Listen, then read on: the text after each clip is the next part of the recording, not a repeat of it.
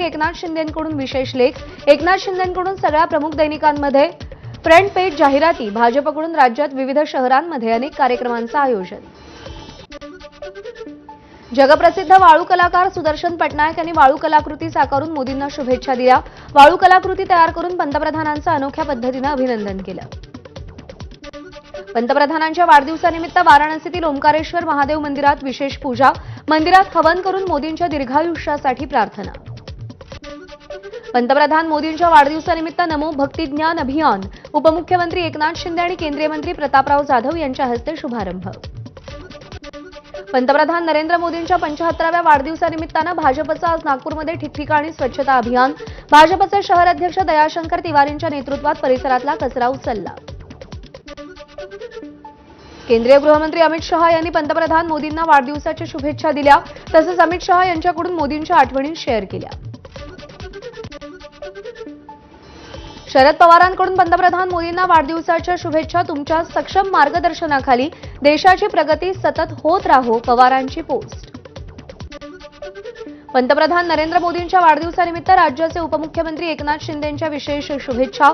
मोदींचा जीवन प्रवास सांगणारी जाहिरात, मात्र सामना वर्तमानपत्रात शिंदेंची ही जाहिरात वगळण्यात आली आहे. राज्यातील सर्व नगरपरिषद आणि नगरपंचायतींअंतर्गत एक उद्यान विकसित करण्याचा निर्णय. त्यासाठी प्रत्येकी 1 कोटींचा निधी मंजूर. उद्यानांना नमो उद्यान असं नाव देण्यात येणार. मोदींच्या वाढदिवसानिमित्त उपमुख्यमंत्री शिंदेंची घोषणा. अमेरिकेचे राष्ट्राध्यक्ष डोनाल्ड ट्रम्प यांच्याकडून पंतप्रधान मोदींना वाढदिवसाच्या शुभेच्छा. मोदींनी ट्रम्प यांचे आभार मानले. दोघांमध्ये अमेरिका आणि भारत संबंधांवरही चर्चा. क्रिकेटर मोहम्मद सिराजकडून पंतप्रधान मोदींना वाढदिवसाच्या शुभेच्छा. माय मोदी स्टोरी नावानं मोदींसोबतच्या आठवणी शेअर केल्या. साऊथ सुपरस्टार नागार्जुननं माय मोदी स्टोरीच्या माध्यमातून मोदींना वाढदिवसाच्या शुभेच्छा दिल्या. आपण 2014 मध्ये मोदींना पहिल्यांदा भेटलेलो तेव्हाच्या आठवणी नागार्जुननं शेअर केल्या. मराठवाडा मुक्तीसंग्राम दिनानिमित्त संभाजीनगरमध्ये मुख्यमंत्री फडणवीसांकडून अभिवादन. फडणवीसांच्या हस्ते ध्वजारोहण संपन्न. मुख्यमंत्री फडणवीसांच्या भाषणावेळी ओबीसी आंदोलकांचा गोंधळ. ओबीसींवर अन्याय करणाऱ्या सरकारचा धिक्कार अशी घोषणाबाजी. आंदोलक पोलिसांच्या ताब्यात. 4 माणसं येतात आणि बदनाम करतात. हा मराठा मुक्ती संग्रामासाठी लढलेल्या सेनानींचा अपमान. मुख्यमंत्री फडणवीसांची गोंधळावर प्रतिक्रिया. फडणवीसांच्या भाषणादरम्यान गोंधळ घातल्याप्रकरणी 3 ताब्यात. रामभाऊ पेरकरसह अन्य 2 लोक ज्यांनी काळे झेंडे दाखवले त्यांना पोलिसांनी ताब्यात घेतले. मराठवाडा मुक्तीसंग्राम दिनानिमित्त अजित पवारांकडून हुतात्मा स्तंभाला अभिवादन. शहीदांच्या कुटुंबियांची अजित पवारांकडून भेटही घेतली गेली. धाराशिवमध्ये उभारण्यात येणाऱ्या 151 फूट उंचीचा स्वराज्य ध्वजस्तंभ. मनोज जरांगे पाटील यांच्या हस्ते आज भूमिपूजन सोहळा. मंत्री प्रताप सरनाईक उपस्थित राहणार. हिंगोलीमध्ये 50 मराठा समाज बांधवांना कुणबी जातीचं प्रमाणपत्र वितरित. पालकमंत्री नरहरी झिरवळ यांच्या हस्ते नागरिकांना प्रमाणपत्र वाटप. धाराशिवमध्ये मराठवाडा मुक्तीसंग्राम दिनाचं औचित्य साधून कुणबी प्रमाणपत्राचं वाटप. पालकमंत्री प्रताप सरनाईक यांच्या हस्ते 4 कुणबी प्रमाणपत्रांचं वाटप करण्यात आलंय.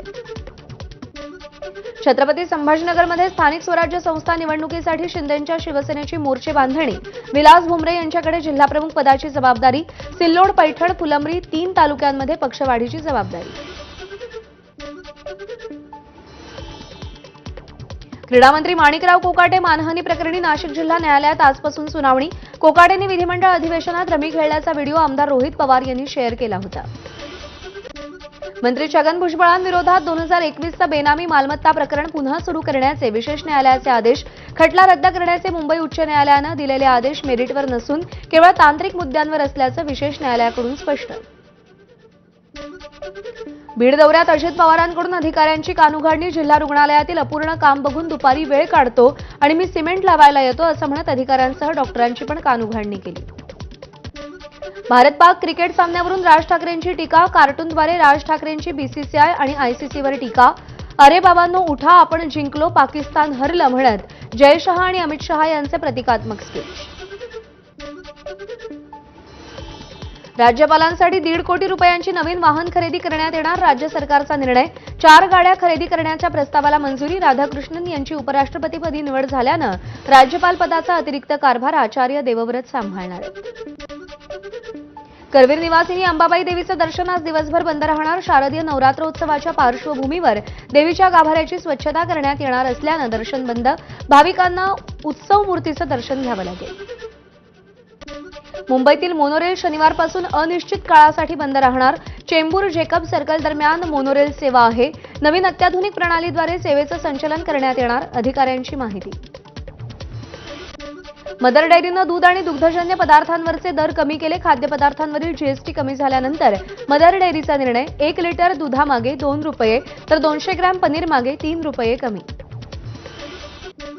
राज्यात यंदा इंजिनिअरिंगसाठी विक्रमी 1,66,000 प्रवेश. कॉम्प्युटर, आयटी, एमआयच्या 88% जागा भरल्या. आतापर्यंत हे सर्वाधिक प्रवेश असल्याची नोंद.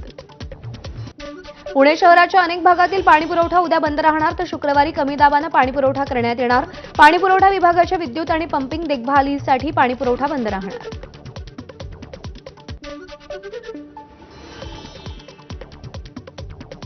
अलमट्टी धरणाची उंची वाढवण्याचा कर्नाटक सरकारचा निर्णय. महाराष्ट्राच्या विरोधानंतरही कर्नाटक सरकारचा निर्णय कायम. सांगली कोल्हापूरच्या पुराचा धोका आणखी वाढणार. महाराष्ट्र सरकार सुप्रीम कोर्टात जाण्याची शक्यता. नौदलाच्या तळावरून चोरीला गेलेल्या इन्सास रायफल आणि 40 जिवंत काडतूस प्रकरणी मोठा खुलासा. आरोपींचं नक्षलवादी कनेक्शन उघड. आत्मसमर्पण केल्यानंतर गुप्तपणे नक्षलवाद्यांच्या संपर्कात होते. छत्रपती संभाजीनगरच्या खुलताबादमधील ताजनापूर गावात स्मशानभूमीत जाण्यासाठी रस्ताच नाहीये. कमरे एवढ्या पाण्यातून मृतदेह न्यावा लागलाय. आरोपीनं चक्क न्यायाधीशांच्या दिशेनं चप्पल फेकून मारली. छत्रपती संभाजीनगरच्या पैठणमधली घटना. पॉक्सो प्रकरणातील आरोपीनं प्रकरण वर्ग न झाल्याचा राग आल्यानं चप्पल फेकून मारली. शेतात नुकसानाचा पंचनामा सुरू असताना शेतकऱ्याची महसूल अधिकाऱ्यांसमोर विहिरीत उडी मारून आत्महत्या. अधिकाऱ्यांसमोर शेतकरी व्यथा मांडताना त्यांच्यावरच अधिकारी संतापल्यानं त्यांनी विहिरीत उडी मारली. नंदुरबार शहरात सिंधी कॉलनी परिसरात 2 गटांमध्ये वाद. घटनेमध्ये 2 गंभीर जखमी तर जखमी झालेल्या गटाकडून दुसऱ्या गटातील व्यक्तीच्या घरावर हल्ला. महिलेला मारहाण करत घराची तोडफोड केली. नागपूर जिल्हा परिषदेच्या शाळेतील शिक्षिकेकडून 2 विद्यार्थिनींना बेदम मारहाण. शाळा परिसरातील कचरा उचलण्यास मनाई केल्यानं जबर मारहाण. बाजारगाव येथील जिल्हा परिषद शाळेतली ही घटना आहे. नाशिकच्या पंचवटी परिसरातील राहुलवाडीमध्ये मध्यरात्री गोळीबार. जुन्या वादातून गोळीबार झाल्याची घटना. सागर जाधव असं गोळीबारात जखमी झालेल्या तरुणाचं नाव. परिसरात भीतीचं वातावरण. लातूरमधील चाकूर तालुक्यातील हिंपळनेर गावात मुलानंच वडिलांची हत्या केल्याचा धक्कादायक प्रकार. मुलाची फी भरण्यावरून वाद. रागाच्या भरात मुलाकडून वडिलांच्या डोक्यात काठीनं वार. धाराशिवमध्ये मयत मराठा आंदोलकांच्या कुटुंबियांना प्रताप सर नाईकांकडून 25 लाखांची मदत. प्रत्येक मयत आंदोलकांच्या कुटुंबियांना 5 लाखांची मदत. मराठा आरक्षणाच्या आंदोलनामध्ये 5 आंदोलकांचा मृत्यू. बीडमधील बंजारा मोर्चाच्या आंदोलकांवर गुन्हे दाखल. हैदराबाद गॅझेटनुसार बंजारा समाजाला एसटी प्रवर्गातून आरक्षण द्यावं या मागणीसाठी मोर्चा काढला होता. विनापरवाना स्टेज उभारून वाहतुकीस अडथळा आणल्याप्रकरणी 5 आयोजकांवर गुन्हा दाखल. वलसाडमधील उंबरगाव तालुक्यातील भिलाडमध्ये बोगस कॉल सेंटरचा पर्दाफाश. सुरत रेंज आयजींच्या सायबर क्राईम टीमची कारवाई. 2 महिलांसह 12 जणांना अटक. किरण रिजिजू यांच्या ताफ्याला विरोध करणाऱ्या विद्यार्थ्यावर गुन्हा. मुंबई विद्यापीठाच्या कलिना कॅम्पसमध्ये रिजिजू यांना विरोध केला होता. रिजिजू यांच्या ताफ्यासमोर झोपण्याचा प्रयत्न केला होता. जालन्यातील बदनापूर तालुक्यातील म्हात्रेवाडीमध्ये झालेल्या नुकसानाची मंत्री पंकजा मुंडेंकडून पाहणी. काल झालेल्या अतिवृष्टीमुळे पिकांचं अतोनात नुकसान. पंचनाम्याचा सोंग नको. तात्काळ नुकसान भरपाई द्या. शेतकरी संघटनेची मागणी. शेतकरी संघटनेकडून वर्ध्याच्या देवळी तहसीलदार कार्यालयामध्ये निवेदन. सोलापूरच्या बार्शीमध्ये मुसळधार पावसाची हजेरी. चांदणी नदीला महापूर. अनेक गावांचा बार्शी तालुक्याचा संपर्क तुटला. सोयाबीन, उडीद, मूग, कांदा आणि भुईमूग पिकांमध्ये पाणी साचलं. सततच्या पावसामुळे परभणीमध्ये कापूस, सोयाबीन, मूग यासह अनेक खरीप पिकांचं नुकसान. मुगाला बुरशी आल्यानं 1.5 एकर प्लॉट मजुरांना दिला. रायगडच्या मुरुडमधील एकदरा गावात घरावर दरड कोसळली. सुदैवानं जीवितहानी नाही. स्वयंपाकघराचं मोठं नुकसान. मंत्री भरत गोगावलेंनी रेणुका मातेचं दर्शन घेतलं. गोगावलेंच्या हस्ते रेणुका मातेची महाआरती करण्यात आली.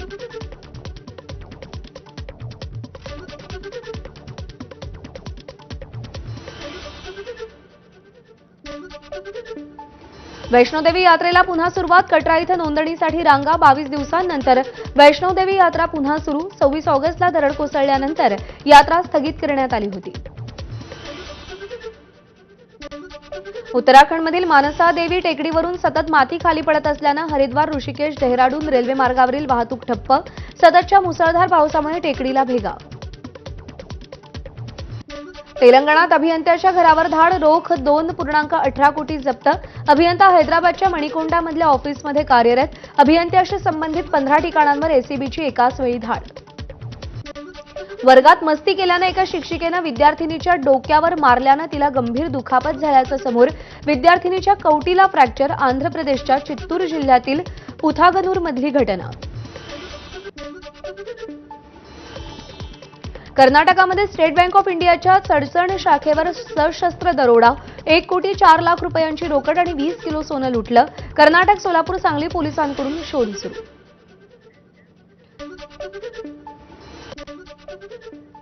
एक महत्त्वाची अपडेट सविस्तर पाहूया. उपराष्ट्रपती पदाच्या निवडणुकीमध्ये भाजप नेतृत्वाखालील एनडीए आघाडी